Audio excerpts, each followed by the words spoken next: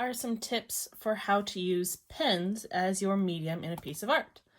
So let's talk about a few of my examples first. These are some of my personal drawings. I really like to work in pen because I think it makes your art look really crisp and neat. Gotta be careful of smudges though, for sure. Now, what I really think is important with working in pen is you've got to still be able to get that value. Having some areas that are filled in really dark, some that are really light, and then finding a way to find that medium value. So you can see in here, I just made it so my pen wasn't pressing as hard, so I got kind of that wispy look. I also added in some little scribbles to get some more texture and a little lighter value in there. Then I have a pretty dark value here where I had marks going both directions. Changing up your values is what's going to make your art look better with a pen. Now this is a really long image of the school, but I wanted to show you how I got some different values in this one. So some I filled in a lot to try to get that darker area. Some I filled in kind of medium.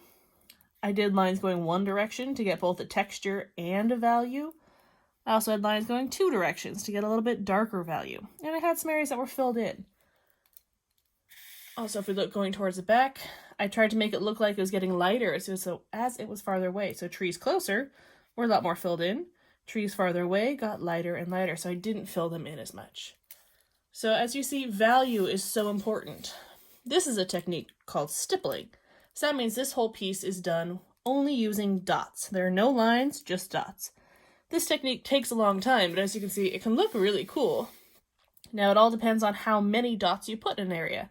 The more dots you put, the darker the value. The less dots, the lighter the value. It's all about the amount of marks you put down. So let's talk about these techniques and how to do them. First off, I got some different pen options. My personal favorite pen to work with is a pen like this. It is just a black pen that's kind of a gel roller.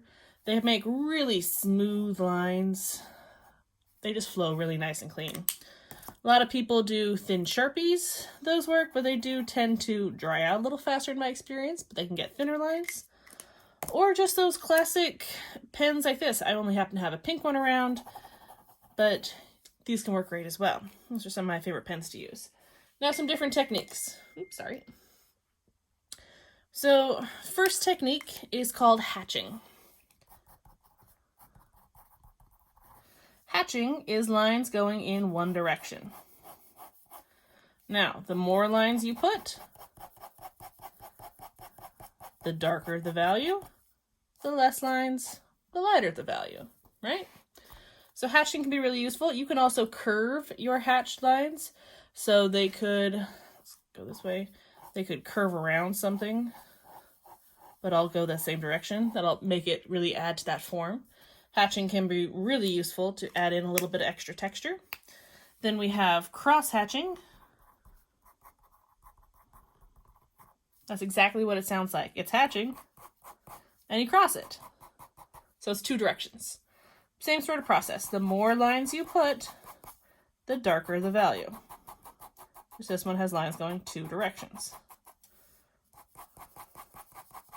Okay, just a couple lines is a lot lighter.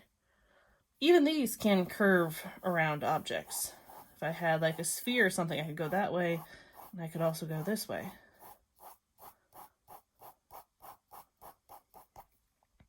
Now what's happening here is something you do have to be careful of. This pen doesn't like this paper very much. It's not soaking in, so at the very end, as I flick my pen up, it's leaving these little extra smudges. So with this pen, I know I have to go slow and steady with it instead of flicking it up because it tends to leave those little darker marks. And then the other technique I wanted to show was stippling. Stippling is the dots.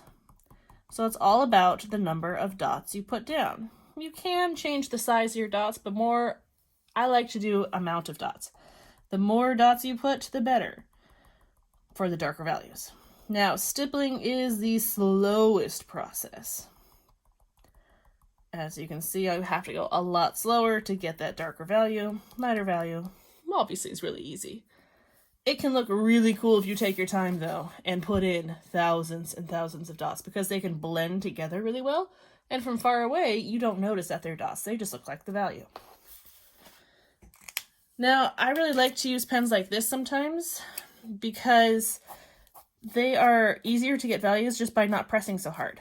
I can just not press very hard and it's a lot lighter, whereas if I press really hard, it's a lot darker, just because of the type of pen this is. So playing around with different pens can be really useful.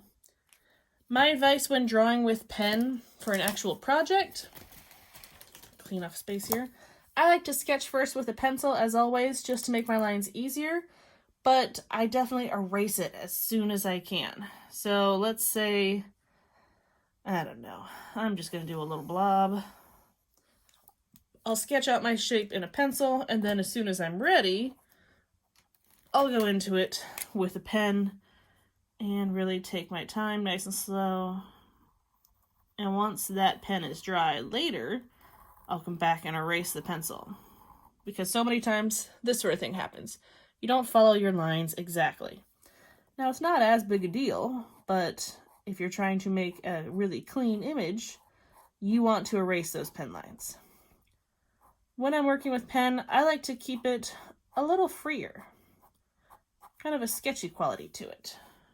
I'm adding in some hatching line here to give it a little bit of form, a little bit of depth to it. Now, am I going super slow and taking my time with things? No, I wanted something a little bit looser with it. You can see how it already starting to make it look like a form. Now definitely be careful with this. I would not go in and erase right now, because that's just going to smear the pen, right? Things smear. Well, of course, now when I want it to smear, it's not going to. Ugh, just my luck. But once it's dry, definitely make sure you get in there and erase those pencil marks. Nothing worse than pencil showing through on a pen drawing. So those are just some basic tricks to help you out with pen drawings. I can't wait to see what you guys make.